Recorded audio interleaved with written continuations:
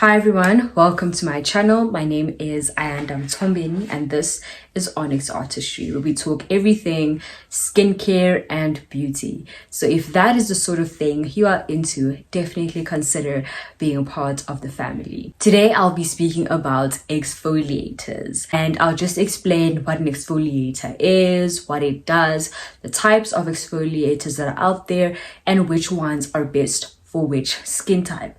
And don't worry, I won't leave you hanging because I will add in some product recommendations. What is exfoliating? What does exfoliating even mean?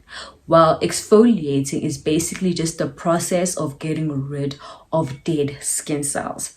Yes, your skin does shed, it does have dead skin cells, and you need to get rid of them. So if you ever heard the term desquamating or desquamation, that is the removal of dead skin cells. So an exfoliator has a desquamating effect, if that makes sense to you. Now imagine you have a piece of jewelry, right? You've had this piece of jewelry for quite a long time and it doesn't shine like it used to shine, and it's got some tarnish on it and it's looking a bit dull.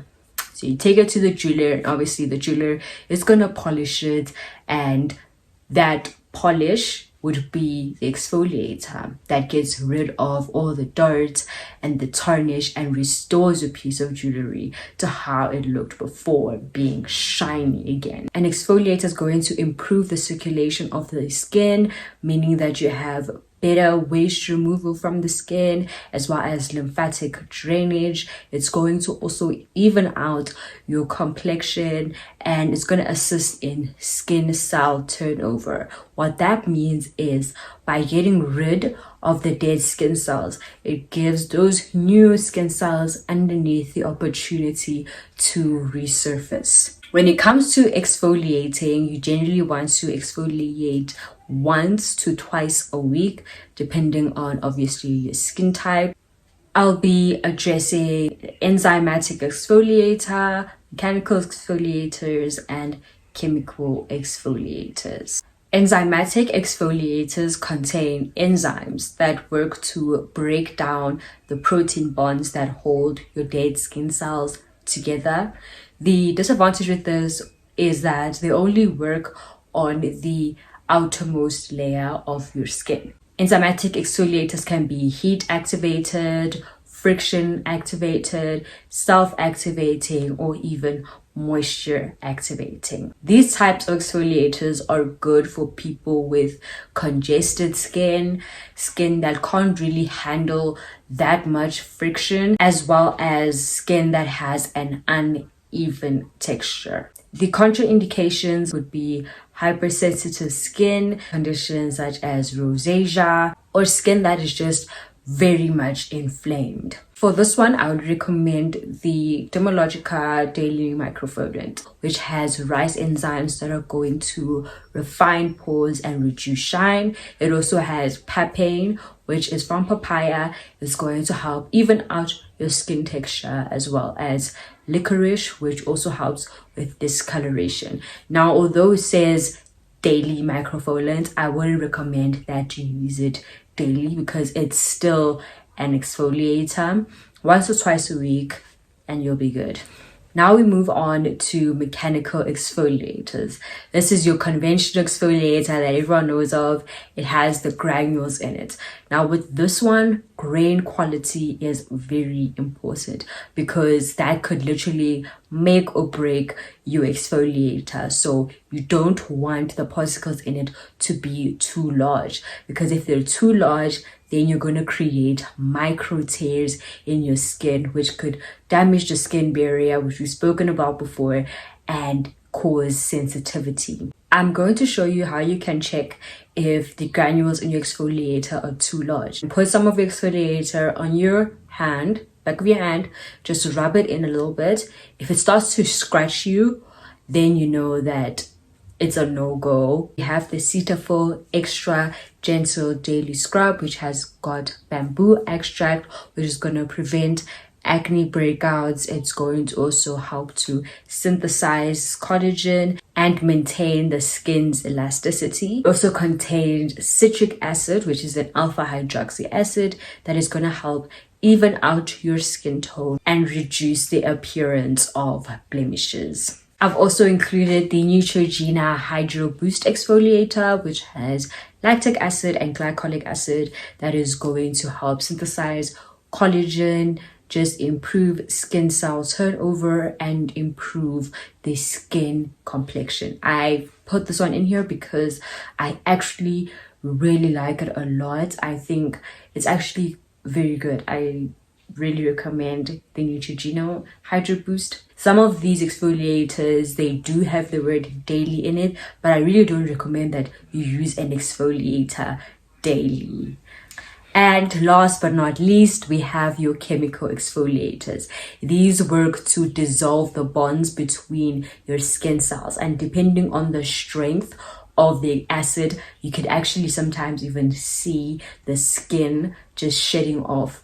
These are going to help with pigmentation as well, fine lines and wrinkles.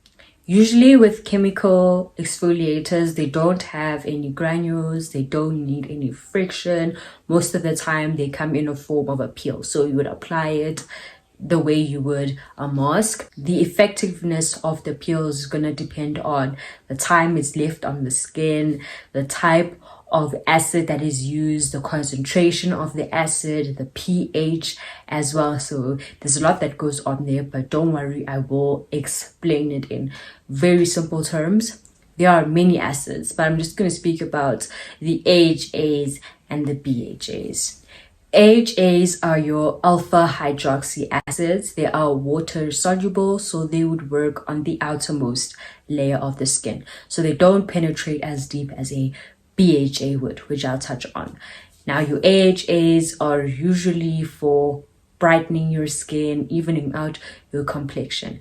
And under here you have your lactic acid, which is from milk. It's also known to draw moisture into your skin, and it can be used on sensitive skin. Again, precaution is obviously the concentration of your lactic acid. There's also the glycolic acid, which has the smallest molecular structure of all the AHAs.